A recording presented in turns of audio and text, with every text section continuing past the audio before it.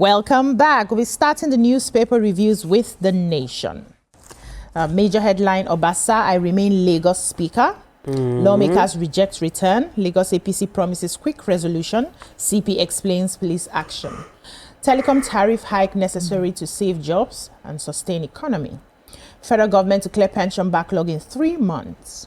Natasha seeks transparent investigation by Senate panel. Glo slashes call rates to all networks, retains bonus.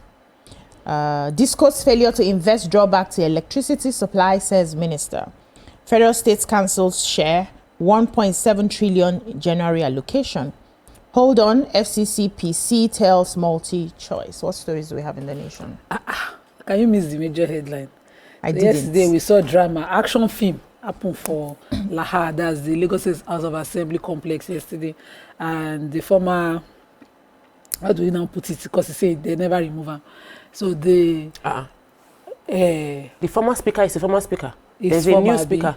He said they are not removing him. He had sitting yesterday, talking with four members. So that's why I'm confused about how to remove it. So he arrived in a Murai was not yet there, so you both that Murai used to just Gestapo style.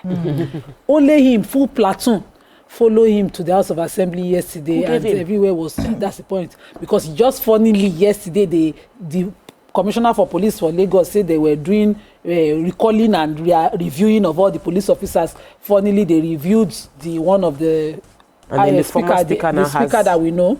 They reviewed her detail yesterday, but they restored restored them back to her. And so the former speaker Mudashiru Obasa was at the house yesterday, and he said he is still speaker. He had a sitting and a adjourned sitting indefinitely. Who sat with him? Saying the AC was not working. His loyalists came in. Akinsanya, Ayinde of Mushin 1, Noheem Adams of Mushin 2, and his policemen and handful members escorted him in. Of course, he had his own clerk, who they were all parties yesterday. They sat at the house. I'm watching Lagos State, because 36 of those lawmakers who voted, of the 40 who voted, now gathered. The spokesperson for the lawmakers, trying to remember his name, they led Stephen Ogundikwe. They led their team to they first of all protested at the house, because when they even wanted to come in, according to Honorable Stephen Ogundikwe, he said when they wanted to come into the complex, they were stopped by police officers. They were checked as if they were not members known to have offices within the complex, and so they led their protest saying they were collectively involved in the removal of Obasa as speaker, and they don't expect the party, so they carried their protest all the way to Acme Road to the APC secretariat on that protest, and the party leaders were forced to speak. This is very embarrassing. Yes, the chairman of the party in Lagos State spoke with them. The publicity secretary of the party, Sheye Oladejo, also spoke with them, but saying that everybody should calm down. Can the governor weigh in on this? They said they're even asking everybody to calm down, that they are on it. In a few weeks, in 1 or 2 weeks, they'll be calm. They understand the grievances. Because I'm wondering, this is not Rivers State. This is not even grievance. So this is four members sitting House of Assembly. It is the lawmakers who vote their officials in the house, the speaker, the clerk, the whip. Those four that are sitting. Not elder statesmen. What are they sitting there? Not political party. Yes. The speaker is voted for by the members. Yes. So and if they don't want you. You know what they do? They are confusing the children studying government. Honestly. Because now we don't even know. I don't finish this. Anyways, the federal government has promised to clear all pension arrears in the next 3 months. This is great news for pensioners.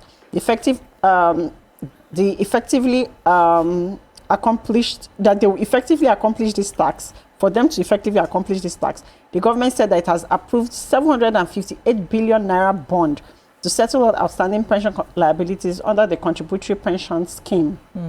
The Director General of the National Pension Commission, PENCOM, Omolola, has expressed that this approval and the expected bond issuance should happen very soon, and that all approved rights and payments, as well as all backlogs, will now be made to the respective pension fund administrators, and they will be able to pay to all retirees up to date. Actually, the bonds will be issued and the funds will be released. Yes, she also said that to prevent further backlogs, accrued pension rights will now be included in the monthly personal cost general warrants, ensuring automatic and timely payments. And they also said that this is in line with President Bola Ahmed Tinubu's new dawn for pensioners. This is great. And that for the first time, the federal government has also contributed 107 billion naira to the pension protection fund to ensure that pensioners, especially low-income earners, get a living wage in retirement. Amazing. This is so great. I know, say Nigeria,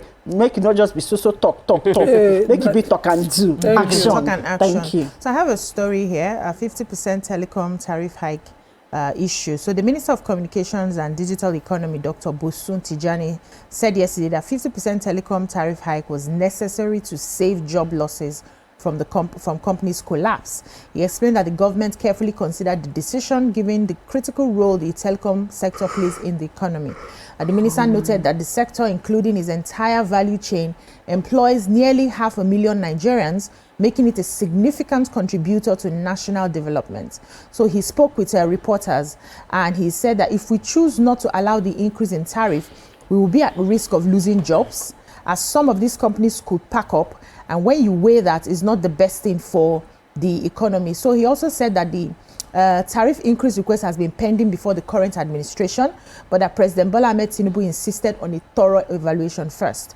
He says this is a government that is extremely conscious of the state of the economy, and Mr. President consistently takes into consideration each and every citizen before making decisions. Says some of the decisions are difficult, but we have to balance the interests of the individuals and businesses alike, to be able to determine the way to go. So people are speaking against it. I think some person said that 35% increase would make a little more sense instead of that 50% increase and all of that. So. Still talking about increase and tariffs, we have the multi-choice and the FCCPC having a conversation. The FCCPC has already informed the multi-choice to maintain status quo concerning the subscription increase because they were planning to hike the price.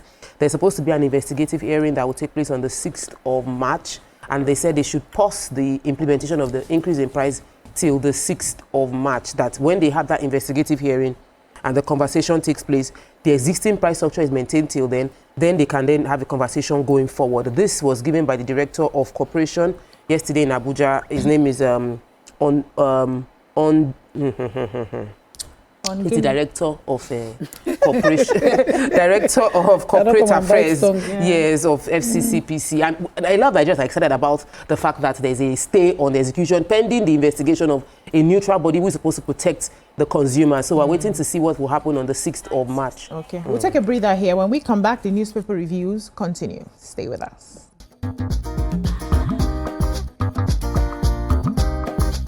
Stay tuned. Your View will be right back.